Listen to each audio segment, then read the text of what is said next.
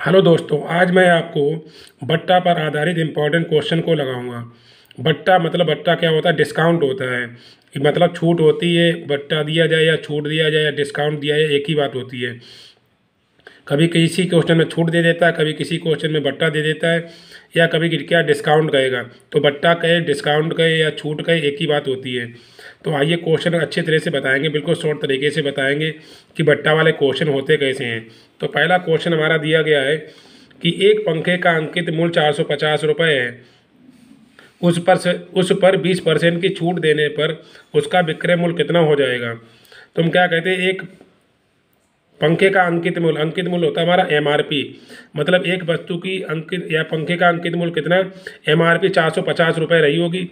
अगर वो 20% की छूट देता है तो इसका मतलब हम वो वस्तु कितने रुपए में खरीद कर लेके आएंगे। मतलब 450 रुपये का पंखा दिया गया, दुकानदार 20% की छूट दे देता है, तो इसका मतलब 20% छूट दे देगा। इसका मतलब अब उस पंखे की कीमत 80% के बराबर रह गई होगी, क्योंकि 20% की उसने छूट दे दी। तो इसका मतलब अब जो पंखे का विक्रय मूल्य होगा वो क्या होगा, 450 रुपये से कम होगा। तो भाई हमें निकालना है कि विक्रय मूल्य कितना होगा। तो इसका शॉर्ट तरीका क्या होता है, अंकित मूल्य का शॉर्ट तरीका है क्या, वो देखते हैं कि किसी पंखे का अंकित मूल्य कितना है, 450 रुपये। तो इसका मतलब हम 450 रुपये लेंगे। उस पर 20% की छूट दे दी, इसका मतलब 20% छूट दी, इसका मतलब उसकी कीमत अब क्या 80% के बराबर रही होगी। तो क्या करते हैं, 450 रुपये का क्या निकालेंगे, 80% निकाल लेंगे। तो हमारा क्या विक्रय मूल्य आ जाएगा। इसका मतलब वस्तु की कीमत क्या रही हुई, तो 80/100 कर लेंगे। दो जीरो काट देंगे, तो क्या करेंगे 45 और आर का मल्टीप्लाई कर देंगे। तुम्हारा कब पंखे का विक्रय मूल्य आ जाएगा। इसका मतलब पंखा हमने कितने रुपए में खरीदा होगा उसकी वैल्यू आ जाएगी। तो 8×45 की जीरो हो जाएगा, 8×32 होगा, कितना होगा 400। इसका मतलब विक्रय मूल्य पंखे का जो होगा वो क्या 400 रुपये का होगा। जब उसने 20% की छूट दे दी, 20% छूट नहीं दी, तब वो क्या 450 रुपये की थी। जब उसने 20% की छूट दे दी, इसका मतलब 400 अब पंखे की कीमत कितनी रहेगी, 400 रुपये। तो जब भी छूट वाले क्वेश्चन आए, डिस्काउंट वाले आए, तो आपको इसी तरीके से क्वेश्चन को लगाना, चाहे एक छूट दी जाए चाहे दो छूटें दी जाए, आपको सिर्फ इसी तरीके से क्वेश्चन को लगाना है। तो आइए नेक्स्ट क्वेश्चन देख लेते हैं छूट वाला। नेक्स्ट क्वेश्चन हमारा दिया गया कि एक सामान का अंकित मूल्य 1000 रुपये है, जो 10%, 10%, 5% और 20% के छूट पर उपलब्ध है। तो सामान का विक्रय मूल्य ज्ञात कीजिए। अब इसका एक वस्तु का अंकित मूल्य 1000 रुपये, उस पर क्या 3 छूटें दी गई। पहले 10% दी गई, फिर 5% दी गई, फिर 20% दी गई। तो 3 छूटें दी गई। इसके बाद 3 छूट देने के बाद भी विक्रय मूल्य वस्तु का कितना हो जाएगा वो निकालना है। तो सबसे पहले हम क्या लिखते हैं, वस्तु की कीमत लिखते हैं कितनी रुपए रही होगी, मतलब MRP कितनी 1000 रुपये रही होगी।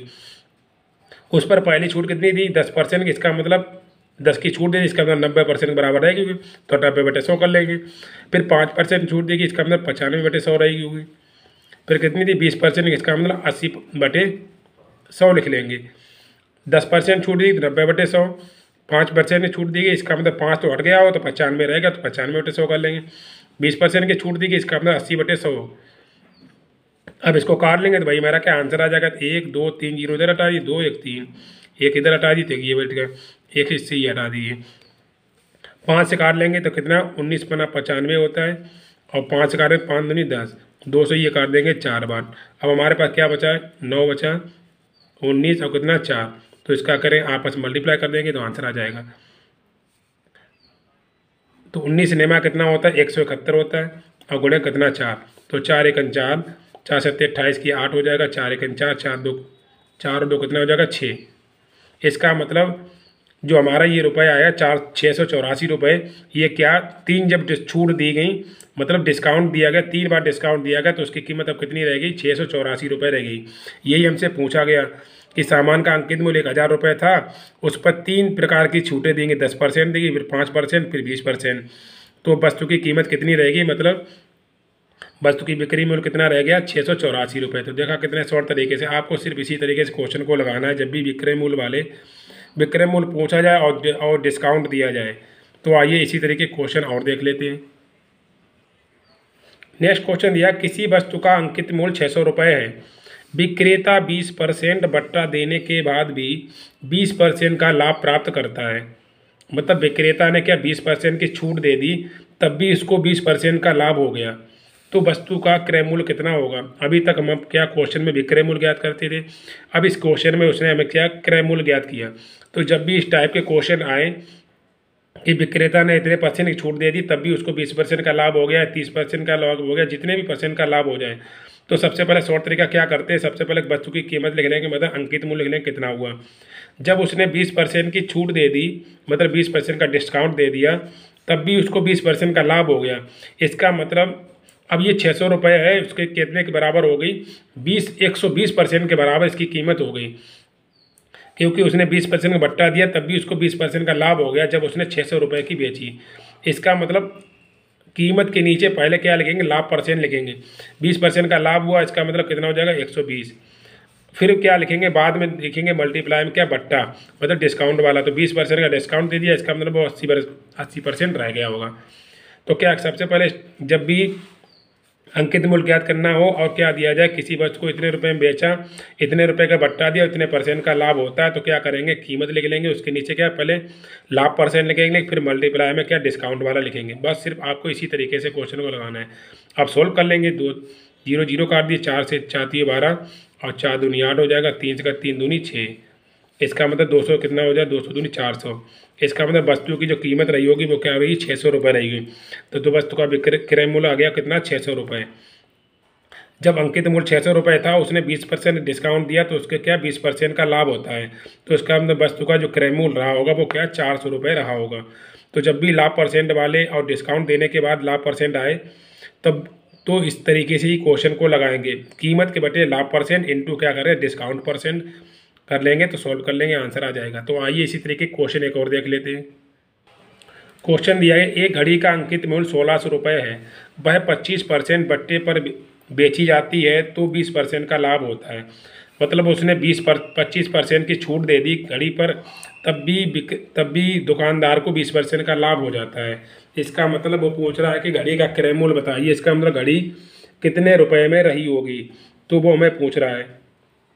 इसका मतलब हमने क्या बताया, शॉर्ट तरीका, कीमत लिख लेंगे, उसके नीचे लिखेंगे लाभ परसेंट। लाभ हमारा कितना हुआ था, 20% का। जब उसने 25% का बट्टा दिया, डिस्काउंट दिया, तब भी उसको 20% का लाभ हो गया। इसका मतलब इसके नीचे क्या लिखेंगे, लाभ परसेंट। और लाभ हमेशा 100 से ऊपर चलता है, इसीलिए 20% का लाभ हुआ। इसका मतलब उसमें कितने लगे, 120% लिख लिया। अब डिस्काउंट कितना था, वो मल्टीप्लाई लिखेंगे। डिस्काउंट 25% का डिस्काउंट दिया, बट्टा दिया, इसका मतलब उसकी कीमत 25%, वो 75% के बराबर रहेगी। अब इसको काट लेंगे, 0 से 0 काट दीजिए, 3 से काटेंगे, 3 चक्कू 12, और इसको काटेंगे 3 तो कितना हो गया, 3 दूनी 6 और 3 पचे 15, 25% हो गया। 4 से को 4 चक्कू 16, इसका मतलब 40। तो क्या करेंगे, 40 और 25 का मल्टीप्लाई कर देंगे, तो मेरा आंसर आ जाएगा। तो 25 चक्कू कितना होता है, 100 होता है, और 1 0। इसका मतलब बस घड़ी का जो क्रय मूल्य रहा होगा वो कितना रहा होगा, 1000 रुपये रहा होगा। तो देखा कितने शॉर्ट तरीके से आंसर आ गया। जब भी अंकित मूल्य पर क्रय मूल्य ज्ञात किया जाए या अंकित मूल्य पर विक्रय मूल्य पूछा जाए, तो आप इसी तरीके से क्वेश्चन को लगाएंगे। ये वाला क्वेश्चन देख लीजिए, जब भी अंकित मूल्य पर इतने % डिस्काउंट देता है और तब भी उसको 20% का लाभ होता है या 25 का लाभ हो, तो आपको सिर्फ इसी तरीके से क्वेश्चन को लगाना है। तो आशा करता हूँ कि आपने इस तरीके के क्वेश्चन अच्छे से सीख लिए होंगे। यदि मेरे पढ़ाने का तरीका आपको अच्छा लगा हो तो लाइक शेयर कीजिए और सब्सक्राइब भी कीजिए, और मेरे चैनल के साथ बने रहिए, जिससे मैं अच्छे से आपको मैथ सिखा सकूं। मिलते हैं नेक्स्ट वीडियो में नए टॉपिक के साथ। जय हिंद।